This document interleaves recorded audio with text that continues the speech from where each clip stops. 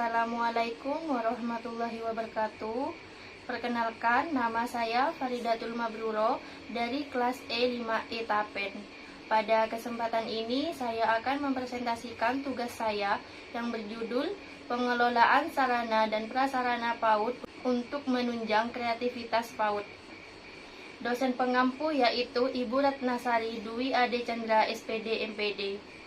Slide pertama yang akan saya jelaskan adalah tentang pengertian pengelolaan sarana dan prasarana PAUD. Sarana PAUD adalah seperangkat bahan dan media ajar untuk mendukung kegiatan belajar melalui bermain, sehingga menjadi lebih efektif dalam rangka mengoptimalkan perkembangan anak. Sedangkan secara etimologis atau secara bahasa, prasarana berarti alat tidak langsung untuk mencapai tujuan dalam pendidikan. Jadi kita dapat menyimpulkan bahwa sarana pendidikan merupakan sarana penunjang bagi suatu proses pembelajaran atau proses KBM. Sedangkan prasarana adalah segala sesuatu yang merupakan penunjang utama terselenggaranya suatu proses, yaitu seperti usaha, pembangunan, dan proyek. Selanjutnya adalah tentang prinsip-prinsip dasar sarana dan prasarana. Ada 4 prinsip, yaitu yang pertama adalah prinsip pencapaian tujuan. Yang dimaksudnya adalah yaitu bahwa sarana dan prasarana pendidikan di sekolah harus selalu dalam kondisi siap pakai. Yang kedua, prinsip efisiensi, yaitu bahwa pengadaan sarana dan prasarana pendidikan di sekolah harus dilakukan sesuai perencanaan yang seksama. Selanjutnya, prinsip kejelasan tanggung jawab, yaitu bahwa manajemen sarana dan prasarana pendidikan di sekolah harus didelegasikan kepada personel sekolah yang mampu bertanggung jawab. Dan yang terakhir adalah prinsip kekohesifan, yaitu bahwa manajemen sarana dan prasarana pendidikan di sekolah itu harus direalisasikan dalam bentuk proses kerja yang sangat kompak.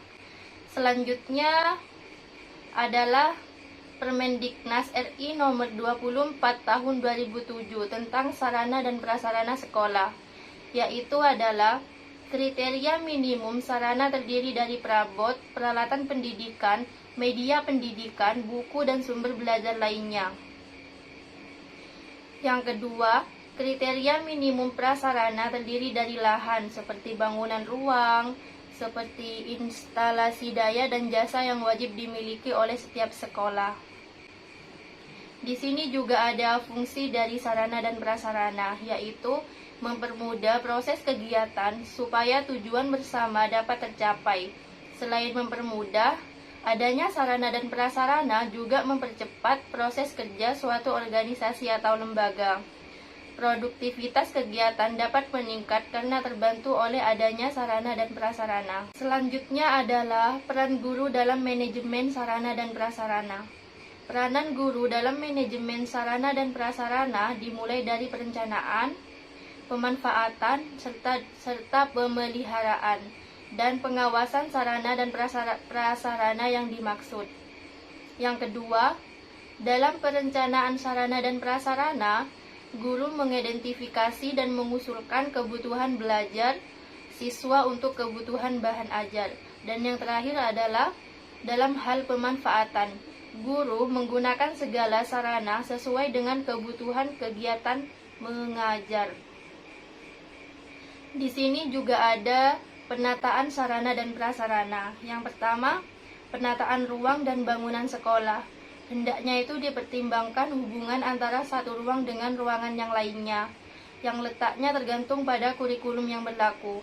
Yang kedua, ada penataan perabot sekolah. Di sini itu dijelaskan menjadi 4 bagian, yaitu perbandingan antara luas lantai dan APE yang akan dipakai sesuai. Yang kedua, kelonggaran jarak dan dinding kiri kanan. Yang ketiga, jarak yang sesuai antara APE 1 dengan APE yang lainnya. Dan yang terakhir adalah kesesuaian dan keseimbangan APE.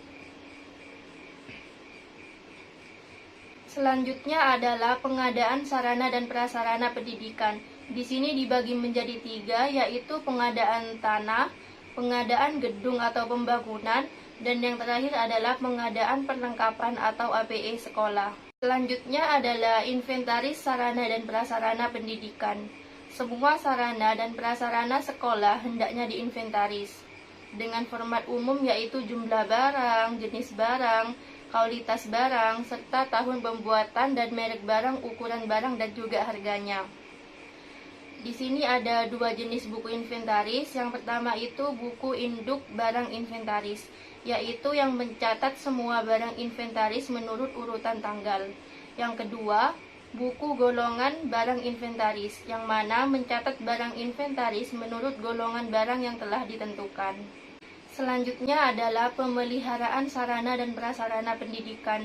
Menurut waktunya, kegiatan pemeliharaan terhadap bangunan dan perlengkapan serta perabot sekolah dapat dibedakan menjadi pemeliharaan yang dilakukan setiap hari dan pemeliharaan yang dilakukan secara berkala.